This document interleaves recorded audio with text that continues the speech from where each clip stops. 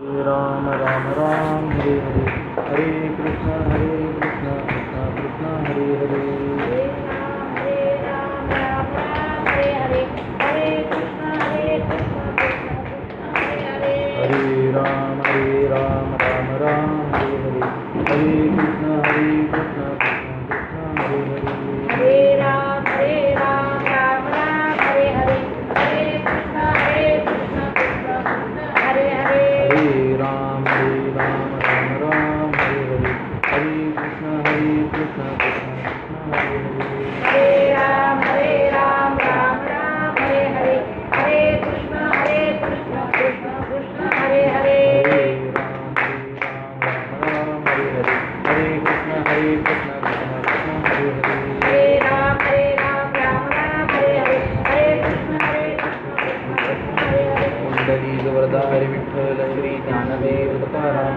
सद्गुरु गुंडा महाराज की जय, सद्गुरु लक्ष्मण महाराज की जय, सद्गुरु नारायण महाराज की जय, श्री सिद्धसिंहासन की जय। आदिनाथं च मच्छिन्द्रं गोरखं गहिनं तथा निवृत्तिज्ञानदेवं च देवं जोडामि नमः। अखण्डानन्दरूपाय सर्वज्ञानप्रदायिने भवद्ध्वान्तदिनेशाय गुण्डार्थगुरुवे नमः। आदिपुरुषं गुण्डाख्यं द्वितीयं लक्ष्मणं तथा नारायणं तृतीयो हि गुण्डाख्यं विश्वरूपं पुनर्नारायणं गुण्डाख्यं च गतिर्भजनतत्परः बन्धनाशाय मोक्षाय चैतान्यो मुहुर्मुहुः। सर्व विधींची फळारी श्री गणाध्यक्ष स्मृती विघ्नहर्ता भयदाता नसे कशाचीही चिंता, स्वयंभू मूर्ती मूलाधारी रक्तासनी रक्तांबरे घंटा नम्र तुझे चरणी, सकल कार्यार्था विनवणी। गुंडा सिद्ध चरित्रगाथेच्या पहिल्या अभंगाचं आपण चिंतन करीत आहोत. काल मंगलाचरणाचा विस्तार केला आणि मंगलाचरणाचा विचार करून आपण अभंगापर्यंत पोहोचले आहोत. हा मंगलाचरणाचा अभंग आहे. विघ्नांचा नाश करणं हे मंगलाचरण केल्याचे एक फल आहे की प्रतिबंधाची निवृत्ती होते, ग्रंथ परिसमाप्ती होते आणि ग्रंथाचंही फल भेटतं. असं मंगलाचरणाच्या फलाचा आपण काल विचार केला आणि मंगलाचरणाचे जे 3 प्रकार आहेत त्या 3 प्रकारांचाही काल आपण विचार केला. एक वस्तुनिर्देश रूप मंगलाचरण आहे, दुसरं आशीर्वादात्मक आहे, तिसरं नमस्कारात्मक मंगलाचरण आहे. त्याच्यातलं या अभंगामध्ये असणारं मंगलाचरण वस्तुनिर्देश रूप मंगलाचरण आहे. तर वस्तुनिर्देश रूप मंगलाचरण म्हणजेच काय याचा विचार करीत असताना वस्तू या शब्दाचा आपल्याला विचार करावा लागेल. निर्देशत्वाचा तर आपल्याला विचार करतो की कोणाचा तरी निर्देश केलेला आहे, कुठेतरी सूचित केलेला आहे, कुठेतरी संकेतित केलेला आहे किंवा काही जे जाणून घ्यायचं आहे तिकडे बोट दाखवले, हा निर्देशाचा आपल्याला अर्थ कळून जातो. मंगलाचरणाचा आपण अर्थ पाहिलेला आहे, पण वस्तू म्हणजे नेमकं काय, कशाचं निर्देशन होत आहे किंवा कशाचा संकेत होत आहे किंवा कशाकडे आपल्याला घेऊन जाण्याचा प्रयत्न केला जात आहे, तर त्या वस्तू शब्दाचा आपल्याला अर्थ करावा लागेल. आणि ज्यावेळी शब्दाचा अर्थ आपल्याला ज्ञात करून घ्यायचा असतो त्यावेळी त्याच्या व्याकरणाकडे आपण गेला असताना आपल्याला त्या शब्दाचा अर्थ ज्ञात होतो. वस्तू म्हणजे काय, वसती ती वस्तू जी आहे, राहते, सदैव आहे ती वस्तू. म्हणजे काय आहे, आपण 5-6 दिवस झाले त्याचा विचार करीत आहोत, संध्याकाळच्या पाठात त्याचाच विचार करीत आहोत की परब्रह्म ही एकमेव वस्तू आहे की जी आहे, राहते. मी मनुष्य आहे किंवा मी अमुक आहे म्हणण्यामध्ये जो आहे, मी आहे हे जो म्हणण्यामधला जो आहे, तर तो कोणाचा आहे, तर तो परब्रह्माचा आहे. म्हणजे तो आहे, आस्ती. आपण त्याचं वर्णन केलं की आस्ती रूपाने कोण आहे, ते परब्रह्म आहे, ते ब्रह्मचैतन्य आहे. त्या ब्रह्मचैतन्याचा निर्देश ज्याच्या माध्यमातून केला जातो, ज्या ग्रंथारंभी केला जातो, ज्याच्यातून मंगलाचरण केलं जातं, ते वस्तू निर्देश रूप मंगलाचरण आहे असं आपण या ठिकाणी आपल्याला विचार करता येतो. तर अशा पद्धतीचं वस्तू निर्देश रूप मंगलाचरणाचा विचार आहे. या अभंगाचा जो पहिला शब्द वापरला, काल आपण असंही चिंतन केलं की मंगलाचरण करीत असताना 2 प्रकाराने मंगलाचरण करता येतं. एक काव्याचा प्रथम श्लोक, प्रस्तुत विषयामध्ये चरित्र प्रबंधाचा प्रथम अभंग वा काव्याच्या प्रथम श्लोकातला प्रथम शब्द, तसा या पहिल्या अभंगातल्या पहिल्या शब्दावरून आपल्याला मंगलाचरण करता येतं. म्हणजे मंगलाचरणाचा विचार करता येतो. मग हे कोणत्या प्रकारचं मंगलाचरण आहे अशा पद्धतीचा विचार या ठिकाणी चालू होतो. तर पहिला शब्द जो वापरला तो सर्व वापरला. आता शब्द वापरलाय म्हणल्यानंतर शब्दाचा काही स्वभाव सांगून दिला.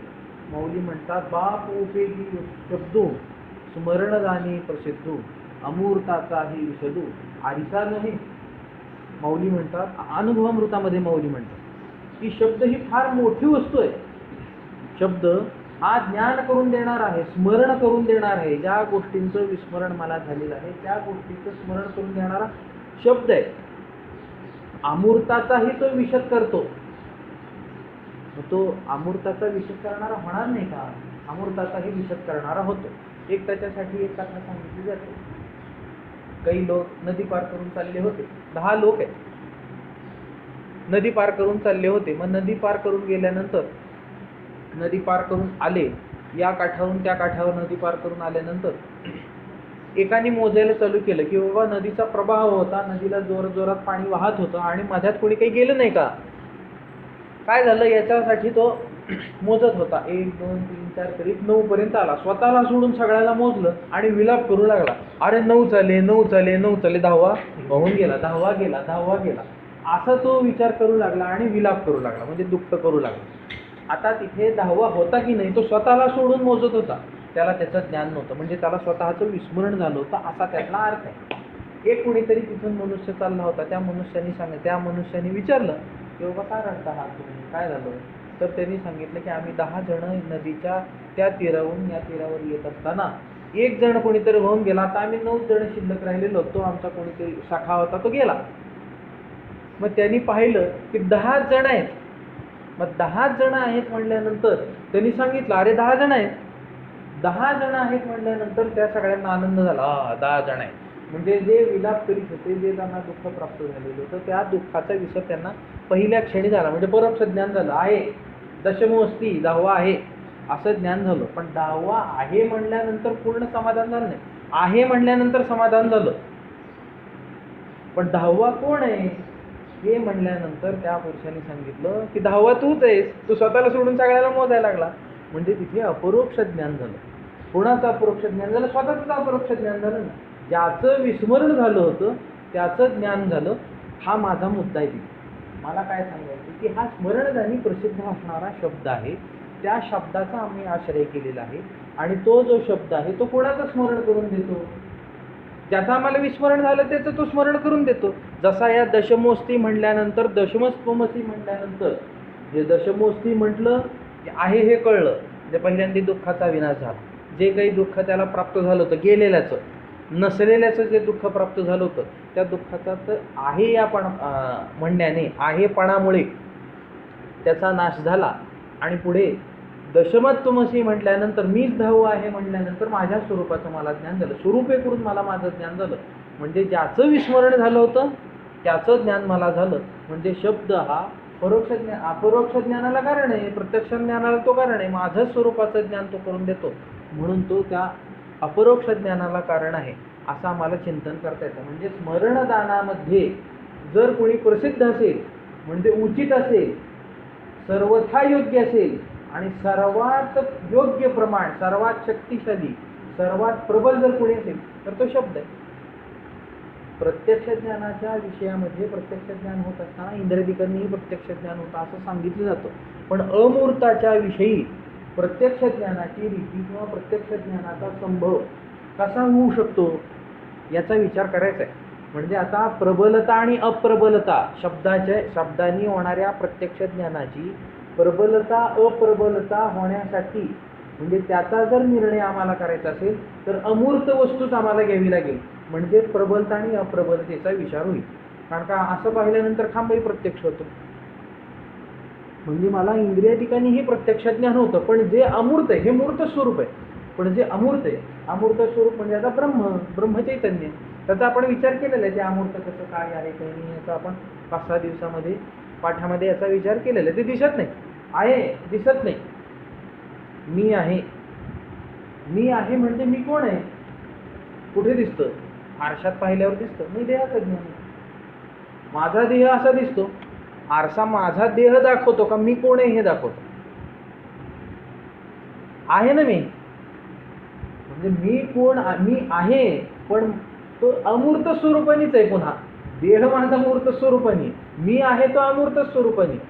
त्या अमूर्ताचं जर मला प्रत्यक्ष ज्ञान करून घ्यायचं असेल म्हणजे अमूर्ताचं प्रत्यक्ष ज्ञान तर हवंच आहे, त्यात वादच नाही आहे. त्याच्याशिवाय तर मात्र कोणतीही गोष्ट सिद्ध होणार नाही. आपण कालही ते चिंतन केलेलं आहे की ब्रह्माचं अपरोक्ष ज्ञान झाल्याशिवाय अपरोक्ष रूपाचा भ्रम निवृत्त होत नाही. आणि तो अपरोक्ष रूपाचा भ्रम आपल्याला झालेला आहे, म्हणजे संसार दुःख आपल्याला होत आहे. पुढे पुढे येऊन जर बोलायचं म्हटलं तर आपल्याला ह्या सगळ्या गोष्टींचं दुःख होत आहे, त्याची निवृत्ती, त्याची आत्यंतिक निवृत्ती जर आम्हाला हवी असेल तर त्याचं जे मूल कारण आहे, अधिष्ठान जे आहे, त्या अधिष्ठान ज्ञानाची आम्हाला गरज आहे.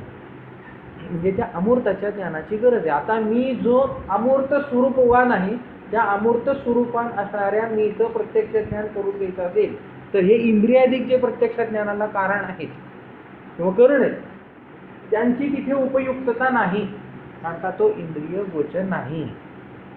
परमात्म्याच्या स्वरूपाचं वर्णन करीत असताना तो इंद्रिय गोचर नाही. मीच जर इंद्रिय गोचर नसेल, मी कोण आहे हेच जर इंद्रिय गोचर नसेल, तर तो जो परमात्मा आहे, आता मी आहे म्हणण्यामध्ये अवच्छिन्नता आहे थोडीफार, थोडी म्हणजे अंतःकरणाने अवच्छिन्न झालेलं जे चैतन्य आहे, काल आपण त्याचा विचार केला, अज्ञान विशिष्ट चैतन्य, अंतःकरणाने अवच्छिन्न केलेलं जेवढा चैतन्याचा भाग तो मी साक्षी, जीवात्मा जीवात्मा म्हणून जो कोणी घेतला गेला त्याच्यातला जो साक्षी तो मी, म्हणजे तो भाग काढलेला अंतःकरणाने अवच्छिन्न केलेला. आता जो चैतन्य आहे त्याच्यामध्ये आणि अंतःकरणावच्छिन्न चैतन्य किंवा जीव चैतन्य आणि मुख्य ब्रह्म चैतन्य याच्यामध्ये काही भेद होत नाही. चैतन्य चैतन्य समान आहे. पाटातलं पाणी काय आणि तलावातलं पाणी काय, पाणी पाणी आहे, पण त्या पाटामध्ये गेलं, आळ्यामध्ये गेलं, तेवढ्यानी ते व्यापलं गेलं, तेवढ्यानी ते अवच्छिन्न झालं की त्याला म्हणायचं पाट्यातलं पाणी, त्याला म्हणायचं आळ्यातलं पाणी आणि एकाला म्हणायचं तलावातलं पाणी.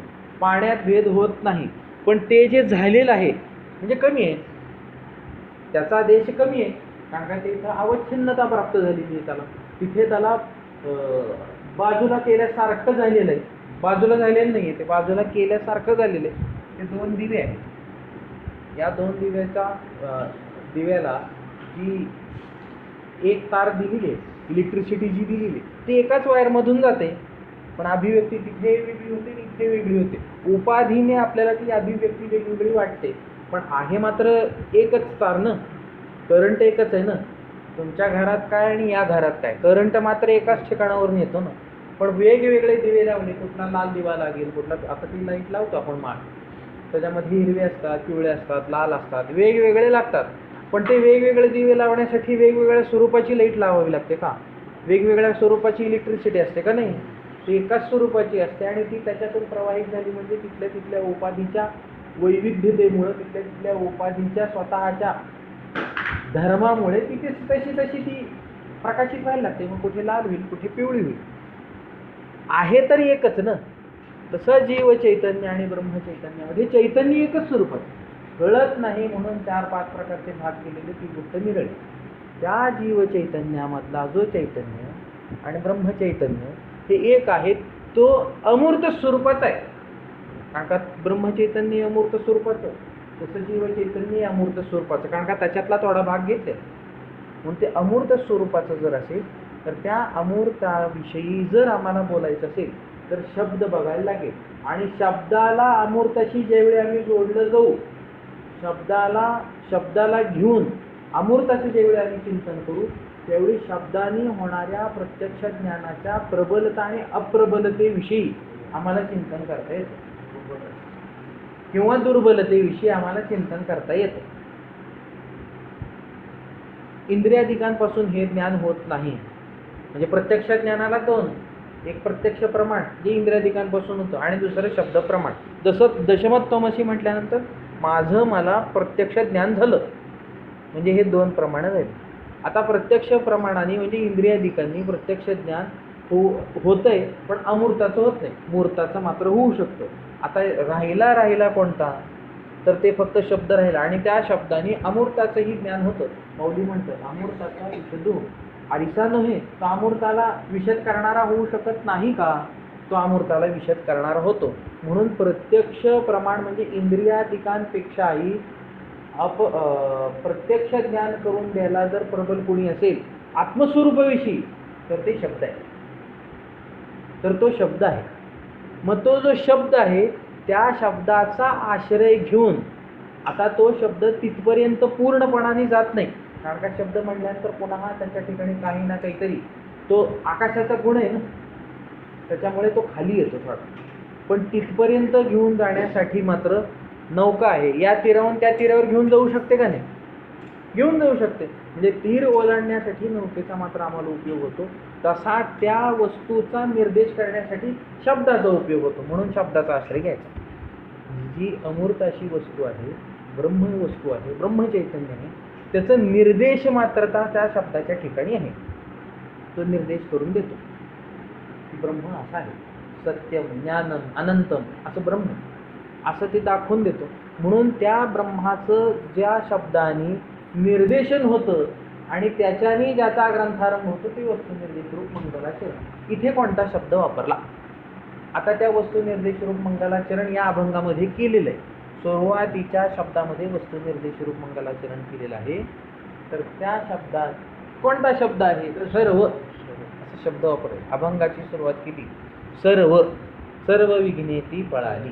मग त्या सर्व शब्दांनी मात्र इथे सुरुवात अभंगाची केलेली. आता हा जो सर्व शब्द आहे हा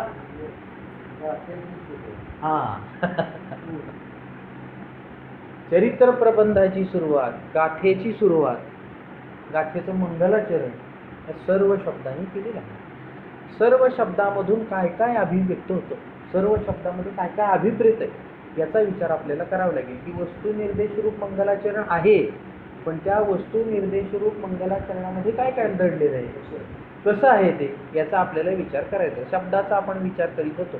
सर्व शब्द व्याकरणाच्या दृष्टीने सर्व शब्द जर आपण पाहिला तर तो सगळ्या ह्याच्यामध्ये चालतो. म्हणजे तो सर्व शब्द पुल्लिंगातही चालतो, तो सर्व शब्द स्त्रीलिंगातही चालतो, तो सर्व शब्द नपुंसकलिंगातही चालतो. म्हणजे काही शब्दांचे प्रकार आहेत.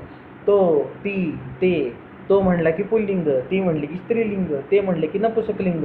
पण प्रत्येक शब्द तिन्ही लिंगात चालावा असा काही नियम नाही. पण सर्व हा शब्द मात्र तिन्ही लिंगात चालतो. म्हणजे त्याला याची अपेक्षा नाही, तो याच्याहून वेगळा आहे म्हणून तिन्हीतही चालतो ना. मग सर्व तिन्ही लिंगामध्ये तो चालतो असं व्याकरणाच्या दृष्टीने आपल्याला बघता येतं. म्हणजे त्याची व्यापकता व्याकरणाच्या दृष्टीनेही, व्याकरणाने केलेल्या भेदामध्येही सगळीकडे आहे, सर्वत्र तो आहे. म्हणजे व्याकरणाने जे शब्दाचे भेद केले, पुल्लिंग, स्त्रीलिंग आणि नपुंसकलिंग, याच्याहून दुसरे भेद नाही आहे, तीनच भेद आहेत शब्दाचे. या तिन्हीतही तो चालतोय शब्द. म्हणजे त्याची व्याप्ती, त्याची व्यापकता व्याकरणाच्या दृष्टीनेही सर्वत्र आहे असा आपल्याला विचार करता येतो. एक गोष्ट झाली. आता हा मंगलवाचक शब्द, सर्व मंगल मांगल्ये, तिथे मंगलता आली ना. तो जो सर्व आहे तो मंगलतेच्या शेजारी आला.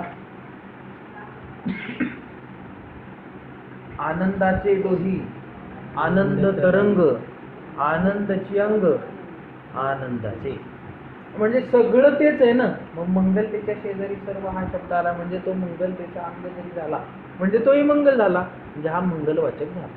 आता प्रथम पूज्यता, प्रथमारंभता करत असताना शास्त्राचा एक नियम सांगितला. शास्त्र म्हणतं की कोणत्याही कार्याची सुरुवात करीत असताना श्री गणेशाचं स्मरण केलं पाहिजे असं सांगून दिलं.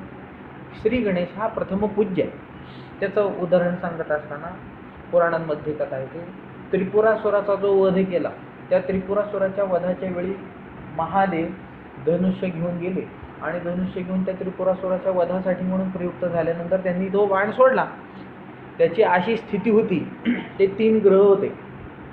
ते 3 ग्रह म्हणजे त्या असुरांनी निर्माण केलेले तारकासुराचे 3 पुत्र, त्या तारकासुराच्या 3 पुत्रांनी तांब्याचा, लोखंडाचा आणि सुवर्णाचा असे 3 प्रकारचे ग्रह निर्माण केलेले होते. त्या 3 ग्रहावर ते राहत होते आणि ब्रह्मदेवाकडून त्यांनी असं वरदान घेतलेलं होतं की ज्यावेळी हे 3 ग्रह एका रेषेत येतील आणि त्यावेळी जो कोणी याचा छेद करेल त्याच वेळी आमचा विनाश होईल, नाहीतर आमचा विनाश होणार नाही, असं वरदान होतं. ते तारकासुराचा तिकडे वध झाला वगैरे ती गोष्ट निरळली. आता यांचा वध करायचा आहे, कारण का असुर आहे म्हणल्यानंतर त्यांचा स्वभाव आहे सत्ता प्राप्तीपर्यंत उपासना करणे, सत्ता प्राप्तीपर्यंत ईशाची प्रसन्नता मिळवणे, सत्ता प्राप्तीपर्यंत तपस्वी सारखं वागणे, सत्ता प्राप्तीपर्यंत साधू वृत्तीने राहणे, आणि एकदा सत्ता प्राप्त झाली की स्वतःचा मूल स्वभाव बाहेर काढून ज्याचं सोंग येणे घेतलं होतं त्याच साधूजनांना, त्याच ब्राह्मणांना, त्याच तपस्व्यांना, त्याच मनुष्यांना त्रास द्यायला चालू करणे, ही आसुरी प्रवृत्ती. म्हणजे एखादा तप साधना रत असणारा डोंगी पुरुष तो आसुर आहे.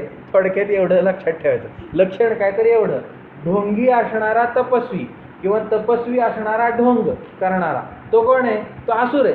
कारण का तो काही प्राप्त होत नाही तोपर्यंत त्याची सज्जनता. एकदा काही प्राप्त झालं, एकदा सत्ता हातात आली की तो त्याचा मूल स्वभाव बाहेर पडतो. फार कमी कमी प्रमाणात, आता आपण एवढेच आहोत म्हणून बोलायला काय जातं, राजकारणी लोक असतात, मतदान आलं पोस्टर पाहिजे त्यांची, सगळे असेच असतात, सगळे दारोदारी हिंडत असतात. आता या कोविडमध्ये पंढरपुरात निवडणूक झाली, दारोदारी सगळे हिंडले, मठाच्या पुढून मागून वगैरे 100 लोक घेऊन हिंडले. काळजी घ्या, आणि हे 100 लोक घेऊन हिंडत होते. कोविड पसरतो आणि हे 100 लोक घेऊन हिंडत होते. आमच्या समोर आमच्या मठामध्ये काही लोक यायला लागले होते. ते अशी त्यांची भीती निर्माण झाली, म्हणजे त्यांची नाही, त्यांच्या ग्रुपची. ते यायला लागले की आम्ही दरवाजा बंद करून टाकला, आणि आम्हाला वोटच नाही करायचा तुम्हाला. दुसऱ्याला करू, वोटिंग करायचं नाही असं नाही, तुम्हाला करायचं नाही आम्हाला वोट, कारण का तुम्ही एवढे जण हिंडायला लागला. काय करतात हे जनतेचे सेवक आहेत. काही लोक चांगले असतील, न्यूनाधिक्य असेल त्याच्याने. काय करतात, सुरुवातीला हात जोडून थांबलेले असतात, आणि एकदा मतदान झालं, एकदा सत्ता हातात आली की पुन्हा कोण काय अशा प्रकारचा तिथे भाव निर्माण होतो. म्हणजे अशा प्रकारचं दर्शन आपल्याला तिथे होतं. ते कमी प्रमाणात आहे, ह्यालाच वाढवत जायचं. म्हणजे कुठेतरी स्फुल्लिंग आहे, ह्याला थोडं वाढवत नेलं की आपल्याला लक्षात येईल की टोकाचा ह्याच्यातला भाव कोणता असेल तर तो आसुरी भाव आहे. म्हणजे असे जे आसुर आहेत त्या त्रिपुरासुरांनी चालू काहीतरी त्रास द्यायला चालू केलं. आता त्यांनी त्रास द्यायला, एखादा दुष्ट प्रवृत्तीचा व्यक्ती जर त्रास द्यायला चालू झाला, असुर जर त्रास द्यायला चालू झाला, तर त्याला दुसरा तिसरा पर्याय ईश्वरापुढे कोणताही राहत नाही. पहिल्यांदा थोडेसे उपदेश होतात, त्याच्यातूनही तो येत नाही म्हटल्यानंतर त्याचा विनाश करणे हाच फक्त एक आणि एकमेव उपाय ईश्वरापुढे राहतो. आणि त्याचा विनाश करण्यासाठी म्हणून महादेव प्रयुक्त झाले, आणि महादेवाने त्या विमानामध्ये बसले. ते आता एकत्र येणार आहेत. कालगणनेप्रमाणे, स्थितीप्रमाणे ग्रह एकत्र एका रेषेमध्ये आले, आणि आल्यानंतर त्यांनी मात्र तो बाण सोडला विनाशाप्रित्यर्थ. महादेवानी बाण सोडला, आणि मात्र अशी गंमत झाली की ते एक क्षणभरही एका स्थितीत राहू शकले नाहीत, आणि महादेवाचा बाण व्यर्थ गेला. विनाश नाही झाला. पण महादेवाचा बाण व्यर्थ जातो म्हणल्यानंतर विचार करण्याची गोष्ट आहे, का असं का झालं. विनाशाची देवता तिचा प्रहार जर व्यर्थ जात असेल, संहार लीला ही जर व्यर्थ जात असेल तर विचारणीय गोष्ट आहे. विचार करू लागेल, काय झालं. तर त्यावेळी देवतेंचा जे सनत कुमाराधिक आहेत याचा सगळ्यांचा विचार झाला, आणि सगळ्यांच्या प्रज्ञेत एक गोष्ट प्रगट झाली. त्या श्री गणेशाची आराधना, त्या श्री गणेशाचं नमन न करता आपण तिथे गेलो, म्हणून प्रतिबंधकाभाव झाला नाही, विशेष प्रतिबंधकाभाव झाला नाही. आणि त्या विशेष प्रतिबंधकाभावामुळे जे आपल्याला करायचं होतं ते कार्य मात्र साध्य झालं नाही, ते कार्य सिद्ध झालं नाही. मग म्हणून काय केलं, श्री गणेशाची त्यांनी उपासना केली. उपासना म्हणजे नमन, उपासना म्हणजे स्मरण. हवन करीत बसायला तिथे वेळ नाहीये. अत्यंत शुद्ध अंतःकरणाने, अत्यंत श्रद्धायुक्ततेने, अत्यंत भावनेने केलेलं नमनही सर्वात मोठी पूजा आहे. सर्वात मोठी पूजा तीच आहे. कारण का तिथे द्यायचं काय, नमन. फक्त तिथे फक्त आपण शरणागत होणं, नमन करणं म्हणजे काय, तुमचं श्रेष्ठत्व आम्ही मान्य करतो. नमनाचा अर्थ काय, आम्ही तुमचं श्रेष्ठत्व मान्य करतो, दुसरा त्याचा अर्थच नाही. मग तिथे ते नमन केलं, तिथे शरणागती झाली, त्याचं स्मरण केलं, विघ्न हरत्याचं स्मरण केलं, विघ्नाचा निवारण झाला, प्रतिबंधकाभाव झाला. आणि अमंगलाचं निवारण झालं. त्या त्रिपुरासुराचा वध झाला. म्हणजे मंगलाची प्राप्ती झाली का प्राप्ती झाली नाही? सगळ्या विश्वाला मंगलाची प्राप्ती झाली. सगळ्या विश्वाला ज्याच्या स्मरणाने मंगलाची प्राप्ती होते तो मंगल स्वरूप आहे.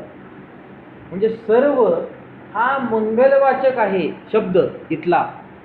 तसा मंगल स्वरूप असणारा, मंगल मूर्ती असणारा गणेशवाचकही झाला ना तो शब्द. प्रारंभी जो शब्द घेतला तो मंगलवाचकही झाला. आणि शास्त्राने जी मर्यादा सांगितली की गणेशाचं स्मरण करा, त्या मर्यादेचं पालनही या सर्व या शब्दाच्या इथून झालं. म्हणून तो गणेशवाचक झाला. गणेश म्हणजे परब्रह्माचं स्वरूप. परब्रह्म आहे तो, कारणब्रह्म आहे. आता तो कार्यानुरूप खाली आला की त्याला कार्यब्रह्म म्हणायचं. म्हणजे शिवाचा पुत्र झाला की तो कार्यब्रह्म, आणि शिवाचा आराध्य झाला की तो कारणब्रह्म. इथल्या तिथं थोडासा भेद आहे. तिथं मूल झाला म्हणजे तो गणेश मूल झाला, गणांचा अधिपती तो मूल झाला. आणि शिवपुत्र म्हणलं की तो कार्यब्रह्म झाला. आता शिवपुत्र म्हणून आपण पूजा करू किंवा परब्रह्म म्हणून आपण पूजा करू, आपल्याला दोन्ही सारखेच आहेत. कारण का शिवही आपण नाही, म्हणजे तो की आपल्या पोटी गणपती यायला आणि आपण त्याचे कारण व्हायला, असंही कार्यकारण भाव आपल्या ठिकाणी नाही. तो आपल्यासाठी सदैव वरिष्ठच आहे, तो आपल्यासाठी सदैव मंगलकारकच आहे. त्याच्यामुळे तो जो गणेश आहे तो गणेश मंगल स्वरूप आहे, मंगलमूर्ती आहे. आपण त्या आरतीमध्ये म्हणतोय की मंगलमूर्ती येतो. त्या मंगलमूर्तीचंही स्मरण सर्व या शब्दांनी या ठिकाणी झाले. म्हणजे सर्व या शब्दांनी झालं. तोच ब्रह्म आहे म्हटल्यानंतर तो ब्रह्मवाचकही शब्द झाला. वस्तुनिर्देश रूप म्हणलं ना आता आपण, वस्तुनिर्देश रूप म्हणजे ब्रह्मवस्तू निर्देश रूप, म्हणून सर्व या शब्दांनी ब्रह्मवस्तूचाही निर्देश झाला. म्हणजे तो सर्व शब्द ब्रह्मवाचकही झाला. ब्रह्मवाचक झाला म्हणल्यावर ब्रह्माच्या ठिकाणी जे जे श्रुतीने सांगितलेले ते सगळं त्याच्या ठिकाणी आलं. आनंदता आली, ज्ञानता आली, अनंतत्व आलं, अखंडत्व आलं, सगळ्याच गोष्टी त्याच्या ठिकाणी आल्या. म्हणजे सर्व या शब्दाच्या ठिकाणी या सगळ्या गोष्टी आल्या. म्हणजे ब्रह्माच्या सगळ्या गोष्टी येतात. ब्रह्म एक आहे म्हणून सांगितलं. आनंद आहे. दोन म्हणले की भय, काल आपण चिंतन पाहिलेलं. दोन म्हणले की भय निर्माण झालं. ब्रह्म आनंद स्वरूप आहे. सर्व शब्द जर ब्रह्मवाचक आहे म्हणल्यानंतर तो एकवाचकही झाला. एकवाचक झाला म्हणजे तिथे आनंदता आहे, म्हणजे तो एक आहे. त्या एकाचं स्मरण झालं का झालं नाही? त्या एकाचं स्मरण झालं म्हणजे तो एक असा झाला. ब्रह्मस्वरूप झाला, एक झाला, आनंद स्वरूप झाला, सत्यरूप झाला, अनंत रूप झाला, विज्ञानरूप झाला. आता आत्मरूप आहे का नाही तो, याचं चिंतन आपल्याला करायचं. ब्रह्मरूप झाला गोष्ट ठीक आहे, अमूर्त आहे. ब्रह्मरूप झाला ही गोष्ट ठीक आहे, चालेल. आत्मरूप आहे का नाही तो, तो आत्मरूप आहे. आत्मस्वरूप रूप मंगलाचरण आहे.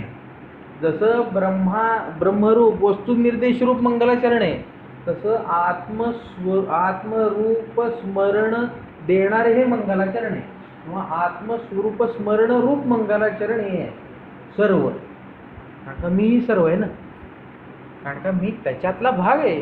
उपाधिकृत माझा भेद आहे, बाकी तर ब्रह्मचैतन्यच आहे. मी कुठे वेगळा आहे? म्हणजे माझं जे स्वरूप आहे तेच स्वरूप, त्या स्वरूपाचं वर्णन करणारा हा शब्द आहे.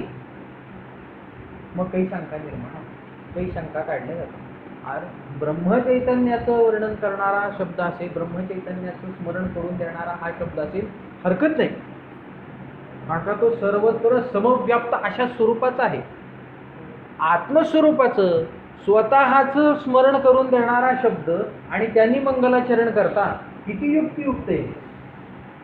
म्हणजे मला कोणत्या तरी ग्रंथाचा आरंभ करायचा आहे आणि मी म्हणतो मी नमन करतो, हे किती युक्तियुक्त आहे. स्वतःला नमन करण्यासाठी तुम्ही कोण मोठे? स्वतःला काय नमन करता? श्रेष्ठाला नमन करावं. नमनामध्ये आपण बोललो ना, श्रेष्ठत्व. स्वतःलाच काय नमन करता? स्वतःला नमन करण्यामध्ये श्रेष्ठत्व येतं का? नाही. मग तुम्ही म्हणले आत्मस्वरूप रूप मंगलाचरण आहे. नाही, हे होऊ शकत नाही, ही युक्तियुक्त नाही, ही योग्य नाही. म्हणले ना तुम्ही परब्रह्माचं वर्णन करून देणार, तेच बरोबर आहे. मग परब्रह्माचं वर्णन करणारा, तर हो आम्ही म्हणलं ना परब्रह्माचं वर्णन करणार आहे, पण आत्मस्वरूप का म्हणता? मग ते नको आम्हाला, दोन्ही राहू दे. ईश्वराचं ईश्वराचं स्मरण करणारा ते मंगलाचरण असावं असा विचार करा. हे पाहिजेत. तुमच्या स्वरूपाचं आम्हाला देणं घेणं नाही. कारण का ईश्वराचं वर्णन करणारा जर तो असेल तर तो मंगलकारक आहे, गणेशाचं वर्णन करणारा असेल तर तो मंगलकारक आहे, असा त्याचा अर्थ होतो. तुमच्या स्वरूपाचं तुमचं स्मरण करणारं मंगलाचरण आम्हाला नको. मग ईश्वराचं मंगलाचरण, ईश्वराचं स्मरण करणारं मंगलाचरण हवं असेल तर त्यावेळी असा विचार येतो.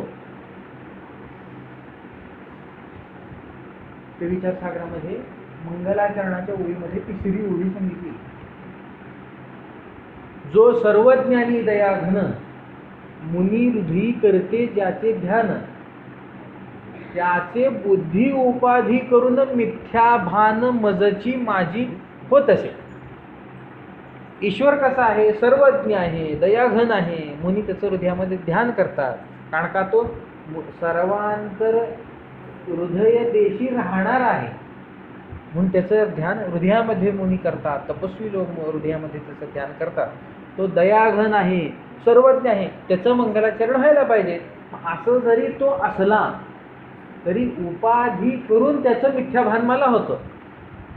जसं ही उपाधी, अज्ञान हा उपाधी माझा आहे आणि ईश्वराचा उपाधी, माया हा उपाधी ईश्वराचा आहे.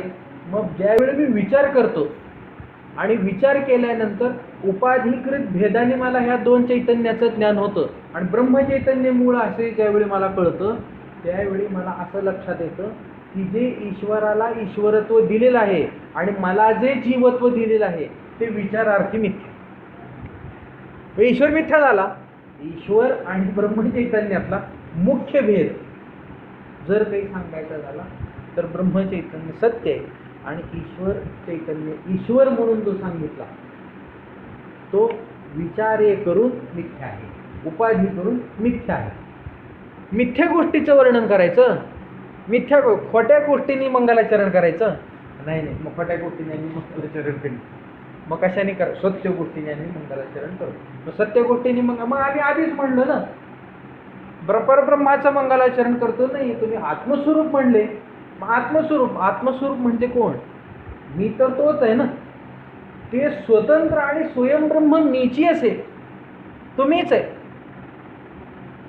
ज्याच्या अधिष्ठानावर सर्पाची प्रतीती येते आणि ज्याच्या अधिष्ठानावर जगताची प्रतीती येते, ज्यावेळी मला या दोन्ही गोष्टींचं म्हणजे अधिष्ठानाचं ज्ञान होतं त्यावेळी तिथे सर्पही राहतो का जगतही राहतं? काही राहत नाही.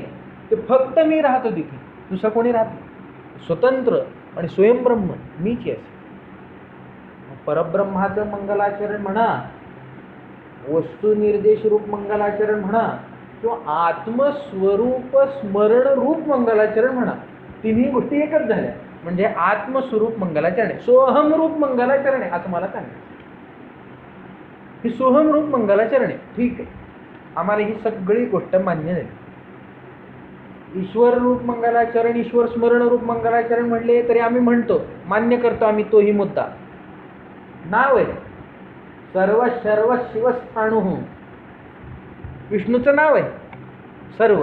ठीक आहे, सर्वज्ञता अमुक तमुक या सगळ्या गोष्टी त्याचं नाव आहे. ईश्वर स्मरण रूपही मानलं, आत्मस्वरण रूपही मानलं, परब्रह्म स्वरूप तेही मानलं म्हणजे ब्रह्मवाचकता मानली, आत्मस्मरण रूपता मानली, वस्तुनिर्देश रूपता मानली, सगळ्या गोष्टी मानल्या. गुरु संप्रदायाचं वर्णन करणारे तुम्ही गुरूंना सोडून सगळ्याचं वर्णन कसं करायला लागले? गुरु गुरु म्हणून राहणारे ते गुरुला सोडतात आणि परब्रह्माला पकडतात. ते गुरुला सोडतात, आत्मस्वरूपाला पकडतात. गुरुला सोडतात, ईश्वराला पकडतात. अरे मोठी गोष्ट वर्णन करायची आणि गुरु शिवाय पान हालत नाही म्हणता आणि गुरु सोडून दुसरं मंगलाचरण करता, असं कसं काय? नाही, गुरूंचं वर्णन आहे, मुंडा महाराजांचं वर्णन. अखंडानंद रूपाय, आनंद रूप कोण आहे? आनंद परब्रह्म, आनंद महाराज आनंद. परब्रह्म अखंड, महाराज अखंड. संवित परब्रह्म ज्ञान रूप, परब्रह्म ज्ञान प्रदान करणार, देतो ना.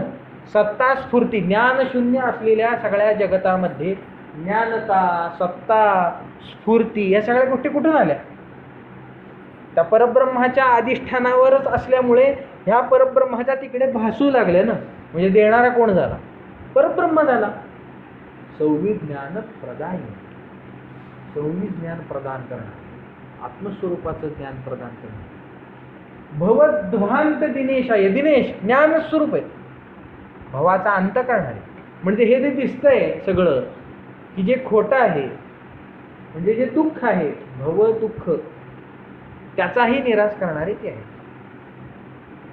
असे असणारे गुंडा महाराज, त्यांचंही मंगलाचरण, त्यांचंही स्मरण सर्व शब्दाने होऊ नये का? होतंय ना. महाराजांचं हे स्मरण आहे, सोहमरूप वर्णन आहे, आत्मस्वरूप रूप वर्णन आहे, मंगलाचरण आहे, परब्रह्मवाची मंगलाचरण आहे. आणि शेवटाला गुंडा महाराजांच्या स्मरणरूपही मंगलाचरण.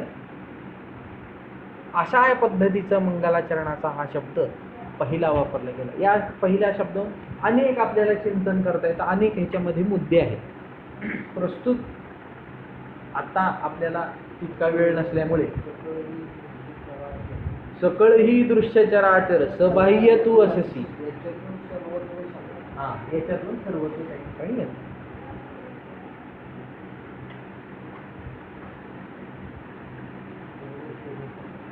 ही सर्व स्वरूपता महाराजांची त्या ठिकाणी आहे. तर या सर्व शब्दाच्या माध्यमातून अशा पद्धतीचं मंगलाचरण गाथेचं झालेलं. हे होत असताना आपण पहिल्या शब्दाच्या अनुषंगाने पहिला शब्द घेऊन काय मंगलाचरण होऊ शकतं याचं आपण चिंतन थोडक्यात केलेलं. आपल्यापाशी तसा तितका वेळ नाही, नाहीतर ह्या पहिल्या शब्दाचं चिंतन खूप करता येऊ शकतं. ह्याचे अर्थ जवळजवळ आता आम्ही काढत बसलो होतो, बाबांनाही विचारले त्या पद्धतीमध्ये आत्ता एक सरळ सरळ दृष्टीसमोर आलेले अर्थ 33 आहेत. त्यातले आपण 4 अर्थांचं चिंतन फक्त केले, बाकीचे अर्थ आपण करू शकत नाही. अजून एक 20-25 अर्थ याच्यातून निघू शकतात. आपल्यापाशी तेवढा वेळ नाही आणि वेळेची मर्यादा सांभाळून आपल्याला हे चिंतन करायचं आहे. त्याच्यामुळे आपण 4 अर्थ घेतो की जे महत्त्वपूर्ण आहे, जितके समजण्यापुरते आहेत, जितके विवेचनीय आहेत आणि प्रत्येकाचा अंतर्भाव याच्यामध्ये असे हे 4 महत्त्वाचे असे आपण अर्थ घेतले आणि सर्व या शब्दाचा सर्व रूप असलेल्या मंगलाचरणाचा आपण विचार केला. हे गाथेचं मंगलाचरण. आता पुढे जायचं. पुढे काय म्हणाले? सर्व विघ्ने ती पळाली. म्हणजे सर्वाचं स्मरण केल्यानंतर सर्व विघ्नांचा नाश होतो असा या ठिकाणी थोडक्यात अर्थ. आता या अर्धलीचाच विचार करायचा आपल्याला. पुढे कशाने होतं हा विचार दिलेला आहे. अर्धलीचा विचार केला तर सर्व विघ्ने ती पळाली.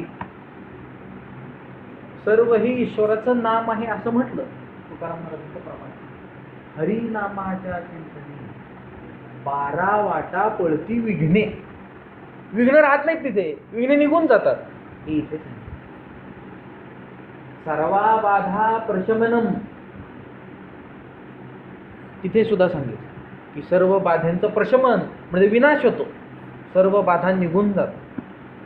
सर्वा बाधा विनिर्मुक्तो, सर्व बाधेंपासून मुक्तता प्राप्त होते म्हणजे सर्व बाधा निघून जाते. एक ते सांगितलं जातं की भगवतीला प्रश्न विचारला की तुझं स्मरण केल्यानंतर काय होतं. भगवती स्वतः सांगते म्हणजे आता हे स्वतः सांगते भगवती की म्हणजे सर्व बाधा विनिर्मुक्तो, माझ्या प्रसादे करून माझं जो स्मरण करणार आहे तो सर्व बाधेंपासून विनिर्मुक्त होतो. त्याची इथे छटा आहे. त्याचा अनुवाद केले. जशाला तसा हा अनुवाद आहे की माझं स्मरण जो करेल, माझं ईश्वराचं जो स्मरण करेल त्याच्या सर्व बाधा निघून. मग आता तो ईश्वर कोणता? आता माझं स्मरण केल्यानंतर सर्व बाधा निघून जातात म्हणजे तुम्ही अनुग्रह करता का करीत नाही? तुमच्या अनुग्रहाशिवाय, ईश्वराच्या अनुग्रहाशिवाय सर्व बाधेंचा, सर्व दुःखांचा, मला असलेल्या अडचणींचा विनाश होणं कसे शक्य आहे? म्हणजे मी स्मरण करायचं ही क्रिया करतो, पण अनुग्रह करायची क्रियाही तुम्ही केली पाहिजेत म्हणजे सर्व बाधा निघून जातील. विशेषत्वाने शब्द वापरला पंचकार्य सांगितले. कोणते पंचकार्य सांगितले? उत्पत्ती, स्थिती, लय, प्रतिग्रह आणि अनुग्रह. हे 5 कार्य आहेत. त्याच्या पंचदेवता आहेत. कोणकोणते आहेत? ब्रह्मा, विष्णू, महेश, देवी आणि गणपती. ब्रह्मा काय करतो? उत्पत्ती करतो. आता ब्रह्माच्या जागी पंचैतन्य म्हणा, ब्रह्माच्या जागी सूर्य हा आला उत्पत्ती करता. कारण का तो ब्रह्मांडाचा प्राण म्हणून सांगितला. प्राण म्हणजे त्याच्यापासून सर्व आहे, त्याच्यामुळे तिथे सूर्य सांगितलेला आहे. एवढाच काय तो भेद. तो भेद म्हणता येत नाही, पण तो भेद, कारण का तो सर्वांचा प्रकाशक आहे. ब्रह्मांडाचा प्रकाशक तो आहे. प्रकाशक आहे म्हणजे निर्माण करताय. ब्रह्म ही प्रकाशकच आहे म्हणजे निर्माण करताय, म्हणून सूर्य घेतला. आता ब्रह्माच्या ह्याच्यानी त्याला तिथे घ्यायचं नाही. त्याला ती कथा निरळी असेल की त्याला अमुक झालं, त्याला शाप झाला, पूजा होणार, ही गोष्ट निरळी. पण सूर्य घेतला, उपाधी बदलली पण तोच घेतला. तो सूर्य उत्पत्ती करता, ब्रह्म उत्पत्ती करता, विष्णू स्थिती करता, महादेव दुःखाधिकांचा संहार करता, लय करता, देवी प्रतिग्रह करणार, प्रतिग्रह नियंत्रण जिकडे तिकडे. म्हणजे कार्य ही करणारी ती आहे आणि कार्याला प्रतिबंध करणारी ती आहे. संघर्ष आहे जगतामध्ये, संघर्ष आहे. इकडून तिकडे जात असताना संघर्ष आहे. आपण सगळीकडे वाचतो जीवन हे संघर्षमय आहे किंवा जीवनाचा प्रवास संघर्षाने युक्त आहे. कार्य ही करणारी ती आहे आणि कार्याला प्रतिबंध करणारी ती आहे. दोन्ही शक्त्या उपलब्ध असतात. सुष्टही शक्ती असते आणि दुष्टही शक्ती असते. हे अशा पद्धतीचं आहे. प्रतिग्रह नियंत्रण करणं. मुद्दा आपला कुठला चाललाय ह्याचा मुद्दा नाही. स्थिती, उत्पत्ती, संहार, प्रतिग्रह याचं आम्हाला देणं घेणं नाही. आता असेल ते त्यांच्यापाशी असो. सर्व विघ्ने ती पळाली म्हणल्यानंतर आम्ही स्मरण केलं, हे आम्हाला फल पाहिजेत म्हणल्यानंतर आमच्या क्रियेला आणि आमच्या इच्छित फलाला मिळवून देणारा अनुग्रह कोण करतं? विशेषत्वाने सांगितलं गणेश करतो. मग श्री गणाध्यक्ष स्मृती विशेष शब्द ही चमत्कृती येते की सर्व विघ्न पळून जाण्यासाठी म्हणून ज्या पद्धतीचा अनुग्रह पाहिजे त्या अनुग्रह शक्तीने युक्त असलेला केवळ एक गणेश आहे, त्याची स्मृती करणं आहे, असं या पहिल्या कारणाचा अर्थ आहे. की त्या गणाध्यक्षाची जर आम्ही स्मरण केलं, त्याची आम्हाला स्मृती झाली, त्याचं आम्ही चिंतन केलं, त्याला आम्ही शरण गेलो, त्याचं आम्ही नमन केलं, तर आम्हाला काय मिळेल? सर्व विघ्नांचा अंत, सर्व विघ्नांचा निवारण, त्याची निवृत्ती. मग आपल्या भावनेप्रमाणे लयरूप निवृत्ती असो, आत्यंतिक निवृत्ती असो, निवृत्ती होणार ही मात्र गोष्ट खरी. आमची भावना अत्यंत शुद्ध असली, ईश्वराचं नामोच्चारण अत्यंत शुद्ध भावनेने असलं, आत्मस्वरूपाचं ज्ञान करून देतो. आणि एवढी शुद्धता आमच्या ठिकाणी नाही, अरिष्टांचं निवारण करून टाकतं. हरिती पाप आहे. मग ते पाप कोणते? सगळ्या पापांचं तरी हरण करेल, नाहीतर मग जशी आमच्या ठिकाणी धारणा आहे, आमची जशी धृती आहे, तसं तितकं हरण करेल.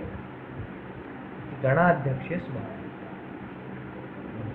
यस्य स्मरण मात्रेण काय जन्म संसार बंधना विमुच्यते. इथे आपल्याला विमुच्यते हे निघून जातं. जन्म संसार बंधन जे आहे म्हणजे बंध. आता ते जन्म संसारादी म्हणल्यानंतर पूर्णही घ्यायचे आणि आपलेही घ्यायचे. म्हणजे निष्कामतेनेही विचार करायचा आणि सकामतेनेही विचार करायचा. दोन्ही गोष्टी मनुष्य म्हणल्यानंतर पाहिजे.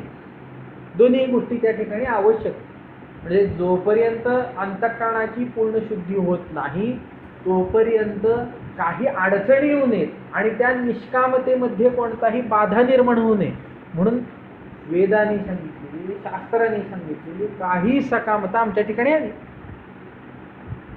धनाचा निषेध तुकाराम महाराज करीत नाही, धनार्जनाचा निषेध तुकाराम महाराज करीत नाही.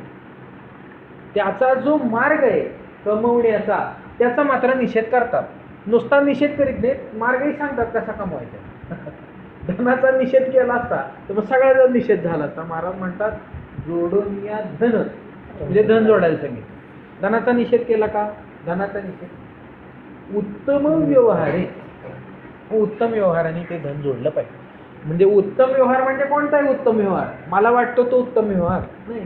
मला तर सगळेच माझे व्यवहार सगळेच मला उत्तम वाटतात. मला वाटतो तो नाही. तस्मात शास्त्रम प्रमाणंते. शास्त्र काय? महाराजांना, तुकाराम महाराजांना विपरीत उत्तम व्यवहारामध्ये काय, उत्तम आचारामध्ये काय, उत्तम विचारामध्ये काय, शास्त्र काय म्हणतं, ऋषीमुनींनी काय विचार केला, वेदांनी काय विचार सांगितला, तो विचार, तो आचार, तो व्यवहार आम्हाला अपेक्षित, तो उत्तम व्यवहार आम्ही अपेक्षित करतो. म्हणजे इथे शास्त्रांनी सांगितलेल्या सकामतेचाही अंगीकार केलेला आहे. तेही आवश्यक आहे. कारण का भरल्या पोटी परमार्थ होतो. सुरुवातीचा जो माझा परमार्थ आहे तो भरल्या पोटाने होत असतो. आणि ज्यावेळी अत्यंत आर्तता निर्माण होते त्यावेळी तहान हरपली भूक हे तिथं होतं. मग ते तिथं आहे.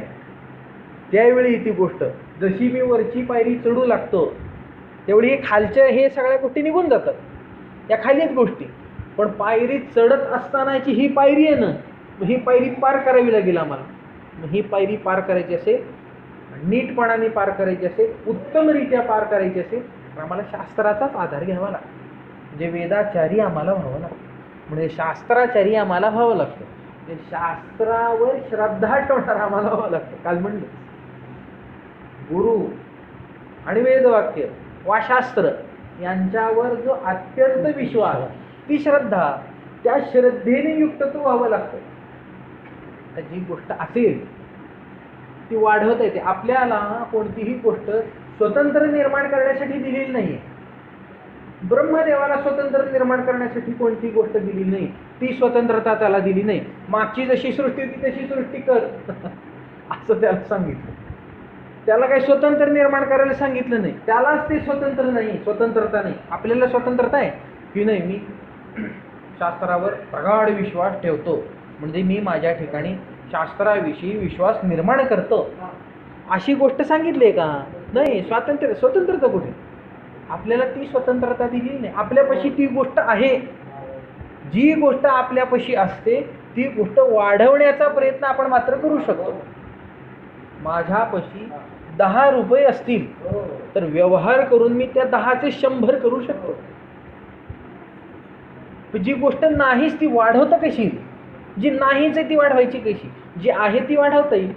मग माझ्यापाशी श्रद्धा आहे का नाही? आहे. मनुष्याची उत्पत्ती. मनुष्याची उत्पत्ती कुठून आली? सगळ्यांना माहिती. मनूपासून उत्पत्ती झाली. मनू नावाचा ऋषी, तो या काय मनवंत काय म्हणायचं, ज्यावेळी सृष्टीचा लय झाला मागच्या त्यावेळी तो मनू सगळा घेऊन आला. त्यांनी हा सगळा विस्तार प्रजापती येतो. थोडक्यात आत्ताचा या स्वयंभुव मनू जो आहे, स्वयंभुव मनू, ते मनू ही 27-28 प्रकारचे. त्या स्वयंभुव मनू भागवतात सांगितले. त्या मनूपासून निर्मिती झाली. कशी त्याच्यापासून निर्मिती झाली? त्याच्या एकट्यापासून निर्मिती झाली नाही. तो काही ब्रह्मदेव आहे की मानस सृष्टी करायला? नाही. त्याच्यापासून निर्मिती झाली नाही. मनूची पत्नी श्रद्धा, मनू आणि श्रद्धा या पती पत्नीपासून आपली उत्पत्ती आहे. मुलं असतात आई वडिलांचे दोघांची गुणधर्म त्यांच्यामध्ये असतात. कोणापासून हृदय होतं, कोणापासून मेंदू होतो, कोणासारखा चेहरा होतो, काहीतरी होतं. या मनू आणि श्रद्धेपासून जर आपली उत्पत्ती झाली असेल, आमच्यामध्ये श्रद्धा नाही. श्रद्धा आमच्यामध्ये आहे. श्रद्धामय पुरुष आहे भगवंत. आम्ही जे आहोत ते श्रद्धामय आहोत. का? आई आहे ती आमची. आमची या सर्व सृष्टीची आई कोण आहे? श्रद्धा आहे. पिता कोण आहे? तर मनू आहे. म्हणजे आमच्या ठिकाणी श्रद्धा आहे. आता श्रद्धा आहे म्हणल्यानंतर ती वाढवली पाहिजे. म्हणजे आम्ही कनिष्ठ आचारापासून उत्तम आचाराकडे जाऊ. आणि ज्यावेळी उत्तम आचार होईल, उत्तम व्यवहार होईल, त्यावेळी सकामता जी वेदांनी सांगितलेली आहे, शास्त्रांनी सांगितलेली, ती सफल होईल. नाहीतर मग दोष आहे, त्याच्यामध्ये दोष आहे. मग ते आसुराधिक प्रवृत्ती आहे, विषयी लोक आहेत, पामर लोक आहेत, त्यांच्यामध्ये ज्या काही प्रवृत्त्या निर्माण होतात, जसे त्यांच्याकडून व्यवहार होतात, त्या सगळ्या व्यवहारांपासून आपल्याला सुख दुःख म्हणजे दुःखाची जास्ती प्राप्ती अशा पद्धतीची होत असते. आता ती जी श्रद्धा आहे ती आम्हाला वाढवायची आहे, ती वाढवली पाहिजे. वाढवल्यानंतर उत्तम आचार, उत्तम विचार, त्या उत्तम आचाराचा आणि विचाराचा तुकाराम महाराजांनी त्या तिथे स्वीकार केलेला आहे. म्हणजे संतांना ही गोष्ट स्वीकार्य आहे. आता ही सकामतेचाही स्वीकार केला, निष्कामतेचा नाही का? निष्कामतेचा तर मुख्य बोध करायचा आहे त्यांना. निष्कामता तर मुळात सांगायची आहे ना. मग निष्कामता म्हणजे काय? शास्त्राने ही गोष्ट सांगितली. निष्कामता म्हणजे काय? ते सांगतात त्याचं जे फल आहे तेवढं सोडून दे, ईश्वरार्पण कर. सोडून दे म्हणजे कोणाला द्यायचं? माझा शेजारी बसलाय त्याला मी देतो, नाही देतो. माझा मुलगा आहे त्याला देतो, नाही देतो. मग काय कर? ईश्वर अर्पण कर. प्रत्येक पूजेच्या शेवटी काय करतात? कृष्णार्पण नसतो, ब्रह्मार्पण नसतो, संध्येला ब्रह्मार्पण, सगळ्या पूजेच्या कृष्णार्पण असतो. त्या ईश्वराला, त्या श्रीकृष्णाला अर्पण करायचं. म्हणजे काय होतं? जे केलेलं कर्म आहे तेच निष्काम होतं. निष्काम कर्म म्हणून वेगळं काही, वेगळी कोणती कसोटी नाही आहे. ती वेगळी कसोटी राहिली असती तर आत्तापर्यंतच्या सगळ्या सृष्टीमध्ये एखादाच कोणीतरी झाला असता, एखादा कोणीतरी करणारा, नाहीतर झालाच नसता. कारण का ते स्वतंत्र काहीतरी लिहिलं असतं. एवढं त्याच्यातनं काढलं की निष्काम कर्म आम्ही केलं. त्या निष्काम कर्मतेने युक्त होऊन, त्या निष्काम भावनेने युक्त होऊन जर आम्ही ईश्वराचं स्मरण करून गेलो, श्री गणेशाचं स्मरण करून गेलो, तात्काळ आम्हाला फल काय प्राप्त होतं? सर्व विघ्ने ती पळाली. हा माझा मुद्दा आहे. इथे मला हे सांगायचं की सर्व विघ्ने ती पळाली, श्री गणाध्यक्षे स्मृती हे सांगत असताना त्याचं आम्ही अशा पद्धतीत स्मरण केलं की आम्हाला हे फल प्राप्त होतं. हे फल ह्या गणेशाच्या स्मरणाचंच आहे का तेच आहे?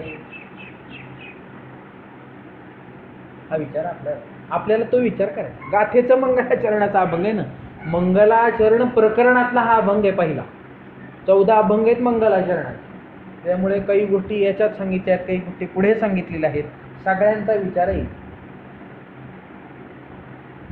प्रयोजन मनुद्दिश्य न मंदोपी प्रवर्तते. प्रयोजन जर नाही सांगितलं असेल, गणेशाच्या स्मरणाचं, ईश्वराच्या स्मरणाचं हे फल असेल, पण आम्ही प्रयुक्त गाथेसाठी झालो. गाथा हा विषय आमचा आता, महाराजांचं चरित्र हा विषय आता. त्याचं फल आम्हाला पाहिजेत ना. गणेशाचं असेल, याचं फल काय? जर प्रयोजन आम्हाला नाही सांगितलं तर मंद सुद्धा प्रवृत्त होत नाही कोणत्या कार्यामध्ये. नाही, हे नुसतंच कर म्हणून काम चालत नाही. त्याचं फल काय सांगायला लागतं. मग ते फल सांगितलं की मंदही प्रवृत्त होतो. मंद सुद्धा प्रवृत्त होतो. मंदोपी, मंद हा पी प्रवृत्त होतो. म्हणजे कुठपर्यंत विचार केला? प्रयोजन सांगण्यामध्ये विचार कुठपर्यंत केला? आर्तो, जिज्ञासू, अर्थार्थी इथपर्यंत विचार. ज्ञानी तर आहे, ज्ञानी तर रमतोय. सोहम भावे पारंगत रमिजे जेत, हे रमतात. परब्रह्माच्या ईश्वर म्हणतो ना, भगवंतांनी सांगून दिले ना. जे संत चरित्राचं गायन करतात ते मला तेही प्राणापरवते, आवडती मग निरुते. जे संत चरित्राते प्रशंसिती, ते मला आवडतात. मग ज्ञानीपुरुष तर रमणारच आहे, त्याला सांगण्याची गरज नसते. तो रमतोच, चरित्रामध्ये रमतो. वेदांत विषयक असलेल्या ग्रंथामध्ये जर तो रमला तर त्या वेदांत विषयक असलेल्या ग्रंथाचं सौभाग्य. ज्ञानीपुरुष रमतो कुठे? भजनात रमेल. ज्ञानीपुरुष रमेल कुठे? लीलेमध्ये रमेल. ज्ञानीपुरुष रमेल कुठे? संत चरित्रात रमेल. दुसरीकडे रमायला त्याला ठिकाण नाही. हेच रमायचं सोहम भावामध्ये रमण्याचं ठिकाण आहे. मग हे सोहम भाव आहे सगळा. हा सगळा सोहम भाव आहे. प्रत्येक अक्षर काय सांगत असेल? सोहम भाव. प्रत्येक ठिकाणी लीला कोणती असो? सोहम लीला. प्रत्येक ठिकाणी काय ते आरतीमध्ये आली आहे.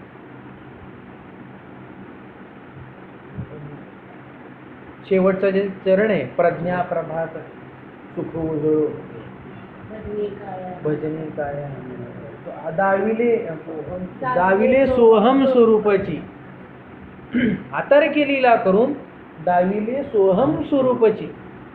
ते त्यांचं स्वरूप आहे. लीला आतर्क्य करवली सत्य दाविले सोहम स्वरूपाची.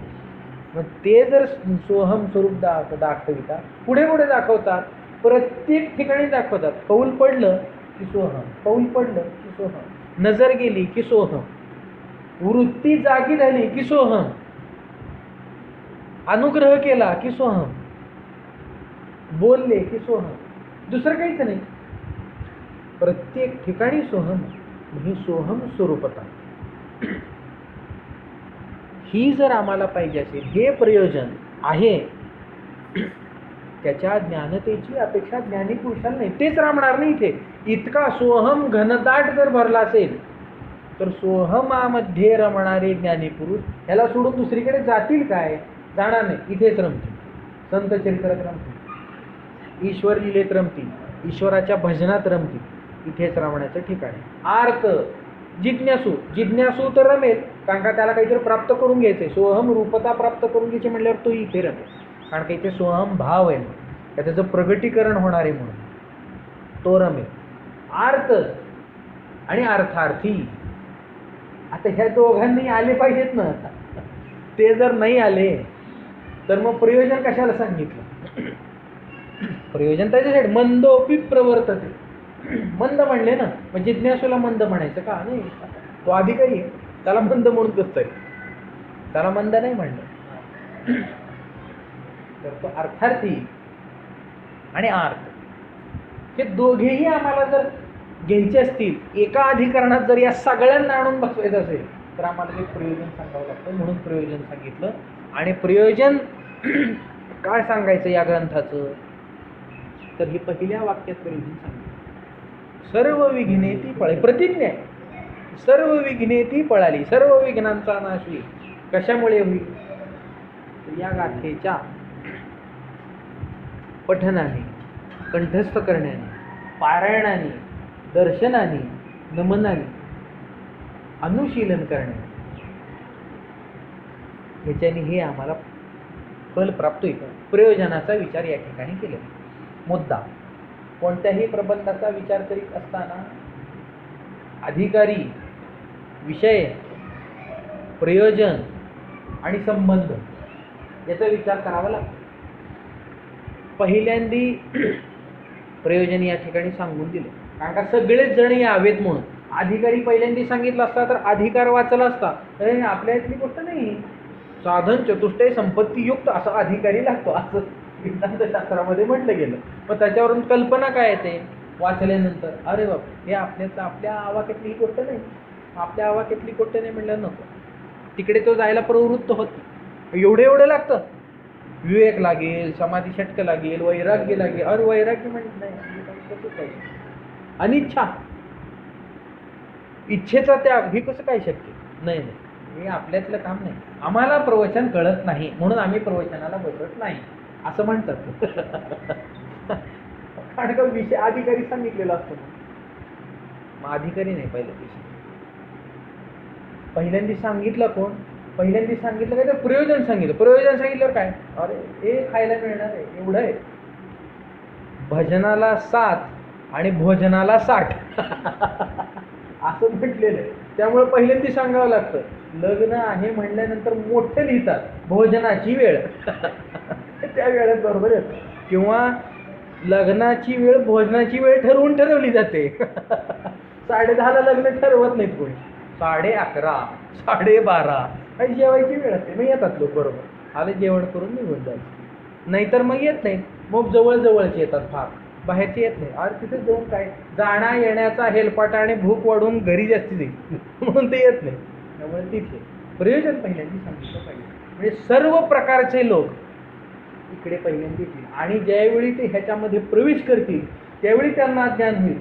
अरे बाबा, हे फल जर मला प्राप्त करून घ्यायचं असेल तर मला काय व्हावं लागेल, मला कोणती धारणा करावी लागेल, माझ्यात काय बदल करावे लागतील, मी कोणत्या पायरीवरून कोणत्या पायरीमध्ये आलो पाहिजे, या सगळ्यांची धारणा, ही सगळी मती, हा विवेक निर्माण होण्यासाठी म्हणून पहिल्यांदा सर्व विघ्ने ती पळाली असं प्रयोजन या गाथेचं सांगितलं. श्री गणाध्यक्षे स्मृती, गणांचा जो अध्यक्ष त्या गणपतीच्या स्मरणाने होईल. आता गण म्हणल्यानंतर त्या गणेशाचे जे गण असतील ते असतील. निज शिष्य जे आहेत महाराजांचे, मुंडा महाराजांचे साक्षात शिष्य जे आहेत त्यांचं स्मरण करा म्हणजे त्यांच्यापर्यंत जात आहे. साक्षात शिष्यता काय, मग ते त्यांच्या इथे कोण असते, निज शिष्य म्हणजे परंपरा पकडावी लागेल आम्हाला. प्रमाणाने पकडायची माहित नाही आम्हाला, कुठे कुठे काय काय विस्तार झाला, कोण निज शिष्य माहित नाही. मग काय पकडायला पाहिजे, परंपरा पकडली पाहिजे. शुद्ध असणारी आम्ही परंपरा पकडू, तेवढी त्या गणाध्यक्षाच्या स्मृतीकडे आम्ही जायला पाहिजे. मग ह्या परंपरेचा जो अध्यक्ष, तो गणाध्यक्ष, ह्या चरित्र प्रबंध ज्यांनी लिहिला गेला, जिथे हा चरित्र प्रबंध आहे त्या परंपरेचा जो अध्यक्ष तो कोण, तो गुंडा महाराज आहे. तर त्यांचं स्मरण मग गाथा त्यांचं स्मरण करून देते, कुठे कुठे करून देते, पदोपदी करून देते. चरित्रच आहे ना. असा एकही अभंग सापडणार नाही की जिथे गुंडा हा शब्द आलेला नाही. मग ते महाराजांच्या वर्णनाचा असो किंवा गुंडा म्हणे म्हणून असो, कुठूनही असो, गुंडा शब्द नसलेला एक अभंग दाखवायचा, माझ्याकडून बक्षीस. प्रत्येक ठिकाणी म्हणजे प्रत्येक ठिकाणी स्मरण करून कोण देतं, कोणाचं स्मरण करून देतं. हा ते पहिल्यांदा लिहिलं ना स्मृती म्हणून, प्रयोजन लिहिलं ना विघ्न पळती म्हणून, सर्व विघ्ने ती पळाली.